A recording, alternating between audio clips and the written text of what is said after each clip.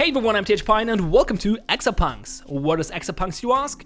I like to call it a hacking-themed, distributed programming puzzle game. It's developed by Zachtronics, the guys who also made games like Infinifactory, Shenzhen or Opus Magnum, and it entered Steam Early Access a few days ago, and this is what it looks like. So it is Early Access, but it's Zachtronics Early Access, so it's pretty polished and complete already, and based on my experience with other Zachtronics titles, Early Access will probably last for 3 to 6 months and will just be a few bug fixes and a bunch of new content. So one of the very few developers where I actually encourage people to buy the game in Early Access already and not wait for the full product. But let's talk about the game, shall we? So it's hacking themed. And you program little thingies like called Exa. So this is an Exa, this little robot over here, and you get a mission in every level, and you have to complete this mission by programming this Exa or creating more Exas and well, doing stuff with multiple Exas.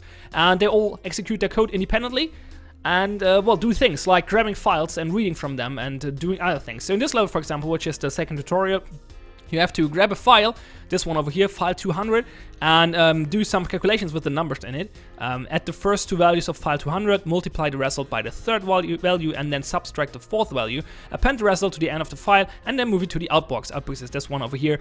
These are hosts, and every host has a name: inbox, outbox, and you usually start at this one, or always start at this one, which is your home host. You can actually rename this if you want to. And hosts are connected via links, and links have numbers for both directions. And we can, for example, tell the Exa to move to the next host by using the link command, which looks like this. Link 800 means the Exa will go to the next host using the link 800, which makes sense, right? Okay, so when we're there, we have to grab the file. There's a grab command. We do that, and then we have to read the values. And now we have to take a look at the registers. So every Exa has 4 registers: an X register, which is just a register for values. You can store whatever in there, what you want. There's, by the way, a big missed opportunity. Why is this register not called R? That would be RTFM. That would be pretty great, but whatever. So you can use X to store values. Then you can use T to also store values, but you also use it for conditional jumps, which you will see later. Then we have F, which is the file register. When you have a file grabbed, then you can read or write via the F register to that file. And then we have the M register, which is for communication between Exas. So inter-Exa communication, basically. So what we want to do is we want to add the first two values of file 200. I'm not going to write the perfect program here. I'm just going to write an easy to understand one. So the first thing we're going to do is we copy the first value from the F register, so from the file to X, to read the first value. Then we're going to add the second value. We do that with the add command, which takes 3 parameters. The first 2 will be added, and the third one will be the store location. So we add the next value from F to the value currently stored in X, and we save the result to X. Okay, the next step is multiply the result by the third value. So we do something very similar by doing, I think, what is it, molt probably. I think it's molt. Yeah, okay, it's not. It's, if I would multi, it would probably, no, wait. Is it molt? I think it's molt. We're gonna see in a moment. Molt fxx, so it's similar. No, it's not molt. Is it mulli? It might be mulli. It's mulli. Okay, never mind. And then we have to subtract the fourth value. So subi fxx. Oops, xx. So this should do all the calculations, and we have the final result in the X register. And then we append the result to the end of the file. So we copy X to the F register, which also is the way to write to the file. And so copy is obviously, the first parameter is the source, and the second parameter is the destination. And as I said, for those mathematical operations, the third operand is the target where you want to store the result, while the first 2 operands are the operands for the mathematical calculation. So we add F and X and store it in X, right? Okay, and then we copy X to F, so we append it to the file. And then we take the file and bring it to the outbox, which we do by using link again. We're in this host now, so link 800 will now actually traverse to this host. And then we drop the file and kill the Exa, because there are also an additional objective for this level, and for most levels, not for all, but most levels, is leave no trace, which means that you cannot have any Exas still living in hosts that are not your home host. So you have to, well, leave no trace. So now we can step through it and look what happens. So the Exa jumps to the next host via the link command, then grabs the file, then reads the first value to the X register, 72, then adds the second value, multiplies by the third, and subtracts the fourth value. And now, I think I did it wrong. Yep, I did it wrong. I'm a dummy. I did it wrong. That should be XF. I subtracted the wrong value. I subtracted the result from the fourth value and not the other way around. So let's do that again. This looks better. And now we copy it to the end of the file. There we go. And we jump over there to the outbox, drop the file, kill the exa, level done. Okay, cool. Now you could start optimizing this. We're going to talk about that in a moment though. So let's fast forward. There are always 100 test cases, and then you get the Zachtronics histograms. We're going to talk about that in a little bit more in a moment. Let's just go to a little bit more complex level. So that's the fourth tutorial and fourth and last tutorial level. In this one, we have to write a loop because we have one number in the file, and we have to create a new file in the outbox containing number n through 0 in decreasing order. Oh yeah, by the way, if you're wondering about test cases, so every level has 100 test cases, as I said, and you can look through them and also start them, like you can start whatever you want. So this is pretty convenient if you compare it to older Zachtronics games. This is pretty neat. You see the difference here. In every test run you get a different number, and you can start whatever you want, whichever you want, for debugging purposes and stuff like that. So that's pretty neat and works quite well. And you can just fast forward through all of them by pressing this button or F5. So that's good. So in this one we have to create a new file and write down the numbers n to 0, and then we have to delete file 200 and put the result over there in the outbox. So what we do is similar to before, we link to, I pressed caps lock. There we go. We link to the inbox, we grab the file, we copy the value to X, and then we delete the file because we don't need it anymore with the wipe command. Okay, now we create a new file with the make command, and now it gets interesting because now we need a loop. So what we do is first we make a label by using the mark command. So mark, let's call it loop. We can call it whatever we want. And now in the loop, you don't have to indent here, by the way, but I used to indent my loops because that makes it easier to read usually. But I just indent them by one space, which should be enough because of space constraints. So okay, whatever. So you start the loop by putting down a label, and then we copy the value X to our new file, and then we reduce or decrement the value by using subi x1x. So we reduce the value by 1, and now we test. This is the test command, which is pretty flexible. We test the value in X and see if it is 0 already, or if it is, let's say, if it is smaller than 0. Or no, let's put, how do we do it? Let's say it's still bigger than -1. So if it's still bigger than -1, then we want to continue the loop. So we use the T jump, which is the true jump. There's also a false jump and just a jump. Those are the only jumps. There are only 3 jumps in this game. So if you compare this to TRS 100, for example, those are the only jump commands you have: T jump, F jump, and jump. I think in TRS 100 you had more, if I remember correctly. It's a while since I played that. Anyway, so T jump will jump if the T register is on any value other than 0. And the F jump will jump if the T register is at value 0, and jump will always jump. And you set the T register by either setting it yourself manually or using the test command. So the test command will calculate a test, in this case check if X is bigger than -1, and if it is true, then it will write 1 to the T register, and if it is 0, it writes 0. It's false, it writes a 0 to the T register. So what we do is we use the test command followed by T jump or F jump to make a conditional jump and create a loop in this case. So we T jump to loop if the T register is true, so non-zero, and we set it via the test over here. And if we're done with that, we take the file to the outbox and drop it and hold the exa. Again, this is not optimal code. I purposefully, like, I skipped some tricks here on purpose. So if you played the game already and you see some optimizations, yeah, I know this is not perfect. This is for demonstration purposes only. Okay, let's see if that works. We jump over there, we grab the file, we copy the value to X. Now we have the 9 in the X register. We wipe the file because we're supposed to delete file 200. We create a new file with the make command. And then we start a loop and copy the value in X to the file. So now the file starts with a 9. It also always shows the grabbed file or the file that Exa holds below the Exa code, which is convenient. And then we reduce the value in X, so to 8. Then we test it again. We test if it is bigger than 0 minus 1, which is true. So now T is 1. And T jump checks for T. T is 1 or not 0. So true. So it jumps to loop up there. And we continue the loop until X is a little lower. So now let's see if I did it correctly. So X is 0 now. We still have to write a 0 to the file though. So if I didn't screw it up, we should be good. Yeah, this looks good. Okay, now we copy the 0 to the file. We reduce X to minus 1. Test now will write a 0 to T. The T jump says, okay, there's false in the T register, so it's not jump. We go out of here, do link, drop, halt, and complete the level. There we go.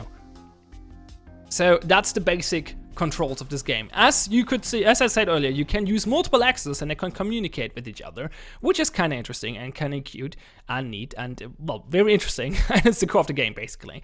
But let's talk about histograms really quick. So, as usually for Zachtronics games, we get 3 histograms for 3 different scores. We get cycles, which is how long did it take your access to complete a task. We get size, which is how many lines of code did you use, overall access. By the way, there's no line limit on a single exa. You can write as many lines of code in one exa as you want. However, there's usually a line limit for the whole level. So as you can see here, it says size 13 out of 50. I cannot use more than 50 lines for this level, which is usually, this limit is only there to prevent some like some solutions where you would what's the word? The unroll, where you would unroll some loops, and to prevent some of those solutions, these limits are here because those would be pretty annoying solutions, I think, and that's, I think, the reason why there is a limit. It's changed by level. I think the highest I've seen is 150, which is quite a bit, but you usually don't run into this limit if you're not purposefully trying to unroll loops, so that's usually not a constraint, really. So let's talk about the last one. The last one is activity. And activity is the number of link and kill commands used. So link is to jump from exa from host to host. So every time you jump, you increase activity by once. And kill is to destroy other exas. You can either destroy your own exas, which can be convenient in some situations, or in some levels there are other exas, like exas that belong to the host or something, or there's actually a PvP mode where you can kill your opponent's exas, and using the kill command also counts toward the activity counter. I'm not quite sure why that is. There might be a reason to it, I don't know, but the main reason here, or the main thing here, is how many times did you use the link command usually. Also, for a lot of levels this is pretty boring, a pretty boring score. For some it's very interesting. For a lot of them it's pretty boring though, especially for the first few levels where all the solutions have usually the same amount of activity, or it's very easy to get the minimum amount of activity. You might have noticed that down here, there's not only the usual scoreboard where you can compare yourself to your Steam friends, there's also something called the top percentile. You can turn this off, and by default it's turned off. There's also another option, you can show the top 10% percentile. Basically, top percentile is the top 1% score. So if you have a score lower than this, or like equal or lower than this, then you're in the 1% of top solutions. And if you choose the other thing, it's 10%, obviously the same thing, but with 10%. So that's a really neat addition to the game, I think. They don't show, like Zachtronics explained before, why they don't have just a top score in there, because usually there are a few people who cheat at this game in some way or another. The games are usually not cheat proofed, or the high scores, the leaderboards are not, and therefore they don't just want to show the best score, but going for something like top percentile, so the 1% best solutions, or the worst of the 1% best solutions, is usually a good indicator for getting the perfect score, or very close to the perfect score. In most levels, this will be the perfect score. In some it is not, though. At least not yet. It will be at some point in time, probably, if the game is played a little more by more people, but who knows. Anyway, so this is a pretty neat addition. I like this a lot, but it's off by default because a lot of people are demotivated by something like that. But I'm someone who really wants to see the perfect or the perfect score, so I can try to optimize for it and see if I'm still far away or if I'm close. So for me, this is a good addition. I think it's great to have this optional because more options is always good, right? Okay, let's talk about a little bit more complex level. I'm not going to solve it, but I'm going to show it to you to give you an idea of what the game is actually about, usually. If I can find it, that is. So, in this level, you're actually supposed to hack. There's a message in file 212, which is this one. You can show... The UI works pretty well, by the way. You see all the files in the level here, and you can minimize them or maximize them. You can also pop them out like this. You can do the same with your access. So that's pretty convenient. Like you have multiple access, you can pop them out, you can throw it over here, or you can just minimize them if you don't want to see them. Really neat, really neat for debugging. There's one issue I'm going to talk about later, but for the most part, this works really, really well. So in this level, there's a message for Gast, who is a guy. Let's not talk about that too much. Let's not talk about story too much. So there's a message, and you're supposed to change the message and replace some words. So you have a file 300 in your host, which says that you should replace words, AI with collective, network with warehouse and stuff like that. And now you're supposed to get it in there, take that file, replace those words, and then deliver the file to the outbox, I think. Oh no, no, let's just keep the file there, but additionally deliver the file 200 to the outbox. That seems a little arbitrary, but it makes sense in the context of the tutorial and the story. So don't worry about too much. Just like this is one of the no, not one of the easier, but one of the, like, I get this mid-game levels. So this is usually that's a common task, or something like this is a common task you do in this game, just to give you an idea. Okay, so besides that, there's a magazine, or actually 2 magazines, or 3, I think, but I didn't unlock the last one. The last one's the epilogue. So TIS 100 and Shenzhen 0 had manuals. This game has magazines. So there are magazines, which you can see them here. Trash Wall News. It's what they're called, and there's issue 1, issue 2. I didn't unlock epilogue yet, and it's basically magazines. You can either print them, or you can buy the limited edition if that's still available. Probably not. You can print them yourself, or you can just read them digitally via the PDF. And they're basically, they're a hacker magazine. And they also include tutorials for hacking. So they include tutorials for programming access. So it's the manual and the tutorial of the game is in this magazine.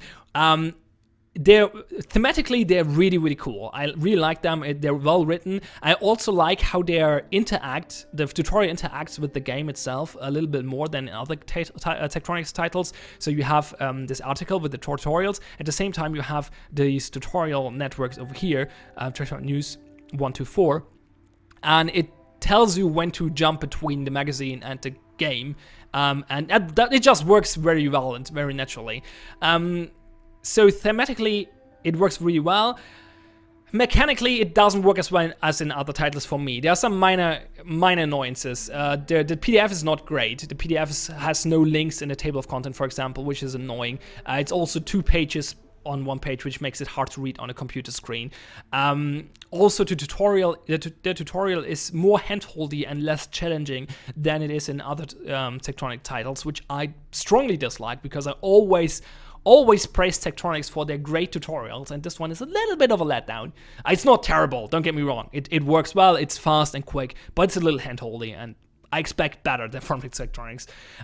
But besides that, the magazines are really, really cool and explain a lot of mechanics and stuff like that, and explain special host setups and stuff like that as well in like articles where someone describes the host of a bank, for example, so you know how to hack it. So that works really, really well. In general, by the way, I wanted to say it at the beginning of the video, but I forgot. It's a Zachtronics title. So I'm gonna compare it to other Zachtronics titles, which might make it seem that I have a lot of criticism for this game. But the game is still great. It's a fantastic game. It's a Zachtronics title. They're all great. There's no exception. I don't know any Zachtronics title that's not at least very good. Most of them are excellent, and this one is excellent as well. I played hours upon hours already, and I'm planning on playing more. But more on this later. Actually, probably gonna play more of this than most other Zachtronics titles. It's a really great game, but there are a lot of nitpicks I have, and I'm gonna mention them, and that might make the video seem negative, but the game is great. I love it. Don't get me wrong. Okay, so much for that. let's talk about some various random things, because Zachtronics likes to throw those things in their games. So this game has a solitaire game, because of course it has. So there's a solitaire game here. It's a very weird solitaire though. It's also very easy. You have to stack numbers in alternating colors and pictures from the same suit. It's super easy. I don't know, it's a little weird. It's not that interesting than like other mini games and other Zachtronic titles, in my opinion. So this is a little bit of a letdown as well, but it's cute that it's there, obviously. Then we have, which is really unique, very, very unique. I think this is the first Zachtronics game to have something like this. There is PvP. So there are, I think, 4 levels of PvP. This is the first one, Keygok TV, I don't know, this level. And basically, you're competing against another player or an NPC at first, and then you can choose your friends though. So I can choose to compete against blah blah blah's code here if I want to, and this is really cool. So basically, there's a scoring algorithm in this level. It is to have your files. So you'll have the files 210 and 211. Your opponent uses the files 230 and 231, and your goal is to place your files in those channel rooms, so they will be played on Keygok TV. And your opponent will do the same. You cannot destroy files in this level. There's also a neutral file over here. And basically you get points for having your files in those channels for a time. Or being the only file there, actually. If there are 2 files in there, it doesn't count. And you get minus points for killing your opponent X's, which is also quite interesting. I guess it's to prevent, or at least nerf offensive strategies a little bit. So you're gonna fight this NPC, Mutax, and this code is only designed to beat him. It's really terrible code, but it works to defeat him, so you can take a look what happens here. So they jump in there, grab the files, and then I'm just gonna take his files and bring them back to the central storage, and then I'm just gonna sit there. But since his AI is really, really terrible, this is still good enough for me to win, and I get 100 victories out of 100, which is an S+ rating. But if I compete against someone like blah blah blah, for example, then I'm gonna fail heavily on all of them. So we can just look at one round. I think he has an offensive approach, if I remember correctly. Yeah, he just kills my X's and then places his file in there. So this is a really interesting aspect. It's asynchronous, asynchronous multiplayer in a Zachtronics game. Like, this is really cool. I really like it. I didn't play much of it yet, actually, but I'm looking forward to do it at some point. But right now I'm focusing on the single player part. But this is really cool. As I said, there are 4 levels like this with different objectives. In one you have to basically capture the flag, and in another one you have to dominate hosts and stuff like that. It's a really cool idea. Then we have the Redshift homebrew, which is the game design area. So this is if we choose this one. So this is actually how it starts. This is a game console or a handheld console, as you can see, and you can program it with X's. So you have inputs and outputs. It's all explained in the magazine, and you can write games, and and you can share them with other people. And really cool thing about this is how you share them. Like, this is amazing. Basically, you go in here and then you can choose to export it. And if you export it, it will create a PNG file, an image file of a Redshift cartridge on your desktop. So you have a PNG file on your desktop, and it looks like a cartridge. And in this PNG file, in the pixel somewhere, is your code embedded or encoded, so you can't actually see it. So it just looks like a regular image file. But if you take that image file, or someone else takes that image file and drags it onto this screen, then your code will be imported here. And that's what I did here with 2 solutions. This one is one Zachtronics itself tweeted on release day, and this is one from Reddit. I want to show them to you to show you what people do with this kind of stuff. So I think this is the Zachtronics one. So as you can see, there are a bunch of X's who do different things. You can just step through a little bit, and you see the X's doing things, jumping around here. And then let's just start it. And now we have a little evader game, Space Evader, I think it's called, or something along those lines, where you have to dodge the asteroids. And this is pretty cute already. There's a 3D mode which you can enable. If you have 3D glasses, you can use that to have a 3D vision of the game for some reason. It's really cute. In limited edition, there were actually 3D glasses delivered with the limited edition, so that's pretty cute. And the other one is pretty amazing as well. Let's take a look at the other one. So in this one, you have this dude, and you have to jump over those thingies or dodge them and collect the other ones. And people are way too creative with this kind of stuff, and I imagine there will be more crazy stuff. Like if you take a look at the games developed in Shenzhen IO, or well, then you can imagine that there will be more stuff in here. But you can see the programming space gets pretty crowded here. So lots of exas, lots of work. Some did put a lot of work into this, so I'm always amazed what people come up with those game design thingies. So that's pretty cool. Then there's even more. There's another game. It's called Hack Match. It's a little arcade game. You can play that as well. It's basically Tetris and weird. So, well, not really Tetris, but basically you have to, you can grab thingies and you can swap them around, and you're supposed to connect 4 of the same color to each other. And there we go, I got a combo. 5, there we go, pretty good. Let's do it this way, that's even better. I'm doing well. Okay, so yeah, you see how this works. This is kind of cute as well. It's not that amazing, but it's just cute that it's in there. Like, sure. Sure, why not? Give me more content for my bucks. So this is pretty great. Yeah, just a little gimmick. What else? Yeah, okay, that's it for the gimmicks. But there's over 30 proper levels where you have to solve pretty complex tasks at some point. Well, actually, that's a thing I want to talk about later as well in the video. They're not that complex actually, but they get pretty complicated, which is cool. So let's talk a little bit about story, shall we? There's this AI you see over here. She's called Ember 2, and you talk to her before and after every level. So every level has an intro and outro where you talk to her. And I love the writing of this game. Like, she's written hilariously. Like, I'm just gonna give you a taste. Like, where's this level? Which one was it? God damn it. I thought I wrote it up, but I can't find it on my notes. No, apparently I forgot to write it down. Which one is it? Library project modem. I think it's this one actually. Yeah, it's this one. Tech Exa Plus and modem. So I'm gonna show you the outro for this level.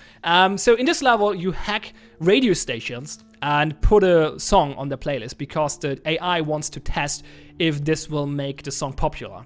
And after you do that, you get this dialogue. That was surprisingly easy. People are requesting the single, humming it to themselves, buying the album, just because they've heard it before. Is that really all it takes? And then you usually get those completely like illusion of choice responses. You can go back there and choose a different one. You get different replies. It doesn't change anything in the game. It's just to give you, I think there are 2 reasons for it. A, you can fit a little bit more content in the dialogue because you can replay the outro or intro and choose a different option. And also it connects you more with the player. Like in this game, you are the player. You're sitting in front of your computer. You are the main character. Like if you compare this to Opus Magnum, where there is a defined main character, I think that's a big difference here. And giving you the choice in these dialogue options gives you a little bit more immersion. That's what I feel anyway. So we can choose one of those options. I'm sure the reality is more complex. Maybe. Girl, you need to get a clue. I just cannot get over you. Oops, I guess it's pretty catchy. I laughed so hard when I read this the first time. Like she's trying to make this song popular, and then she gets it in her head on herself. I don't know. That's just the AI is. She's super naive, which like naive to a comedic level, which is just, I don't know. I love the writing. It's really, really entertaining. There's also voice acting in the cutscenes.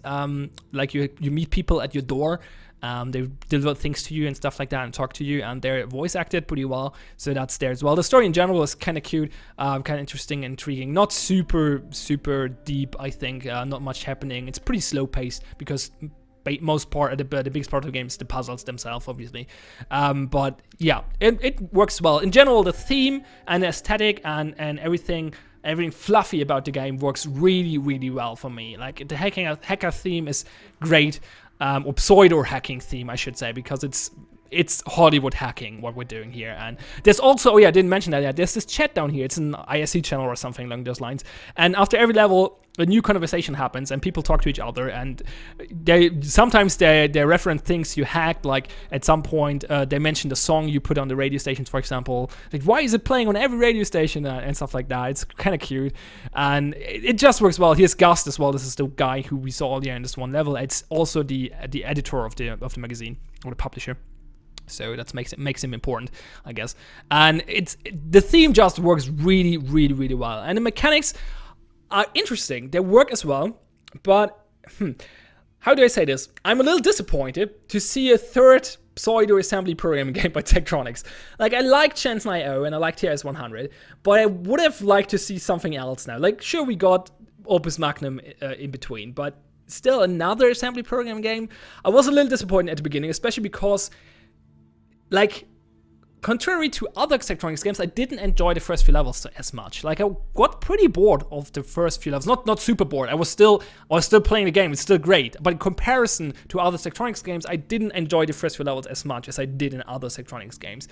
And I was a little disappointed at the beginning because, yeah, assembly program again, and then it wasn't that interesting either. But contrary to other Zachtronics games, this game actually, the late levels are more appealing to me. Usually, I'm that guy who plays the first few levels of every Zachtronics titles, optimizes the fuck out of them, and never bothers to complete the game because the last levels are too complex for me to bother them. Like, I'm not enjoying those huge contraptions you have to build in Infinifactory, for example, or those really, really complex code constructs you have to build in TS100 or Shenzhen IO. And even Opus Magnum, I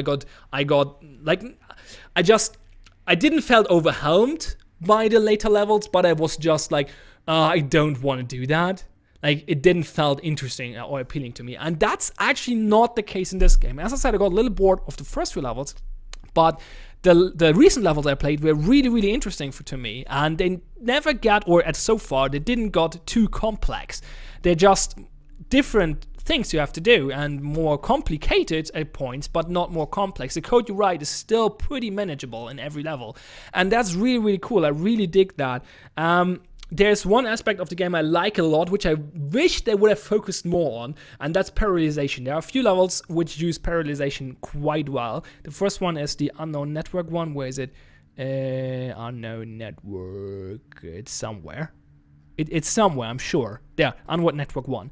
So in this level, you have to find a file, and the file is in one of those hosts down here. And if you go to the test runs, you see it's in different ones. So you have to kill the EXA which holds the file, then grab the file and bring it back to your home host. And you can see that the hosts here branch out, and this obviously shouts recursion at you and parallelization.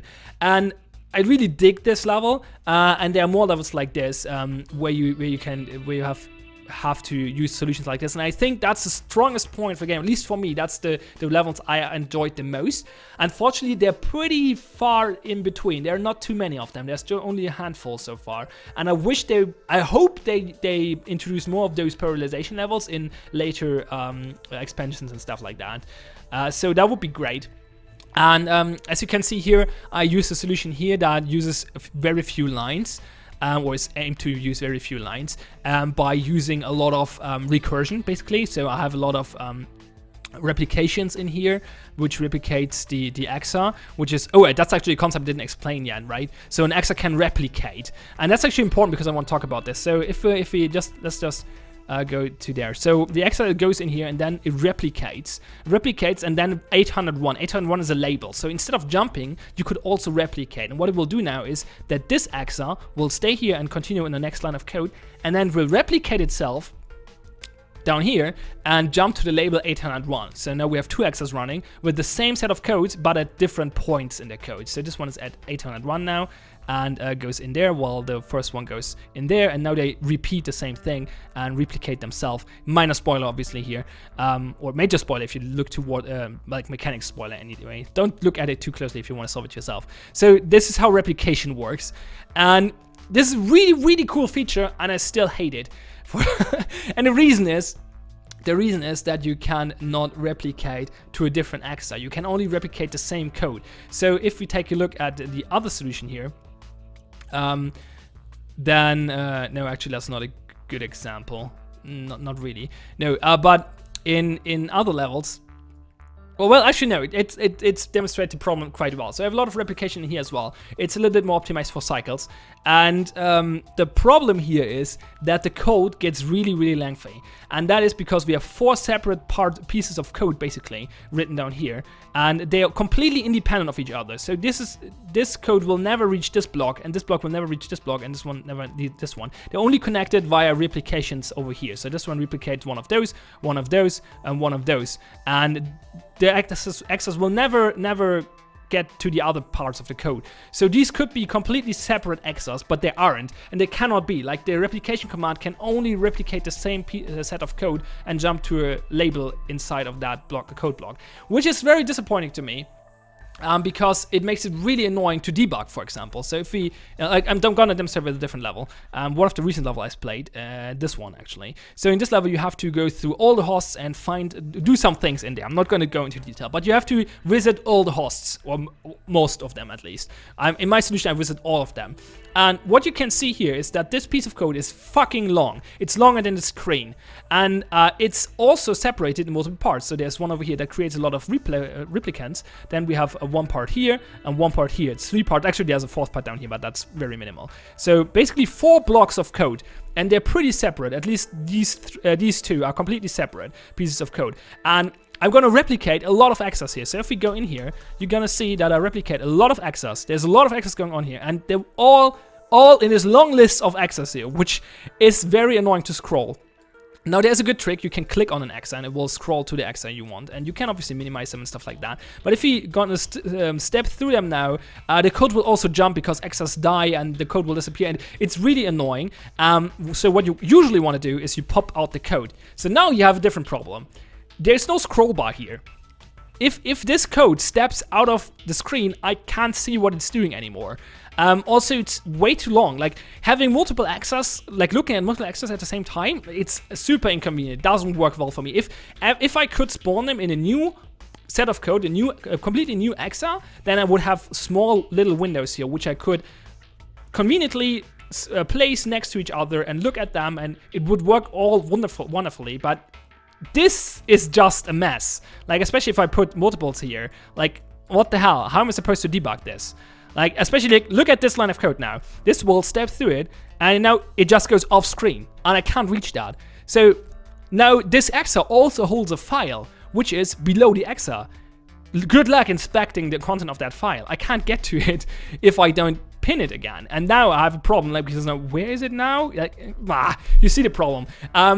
Just allowing the replication command to use a different exa doesn't work either, though, unfortunately. Someone on Reddit pointed that out to me, because that would force you to, like, if I would want to separate this code into multiple exas, then I would have to create multiple exas, and that would mean they all spawn. Even though I don't want them to spawn here, I want to replicate them later, but I don't want them at the start in my starting host, so that doesn't work either.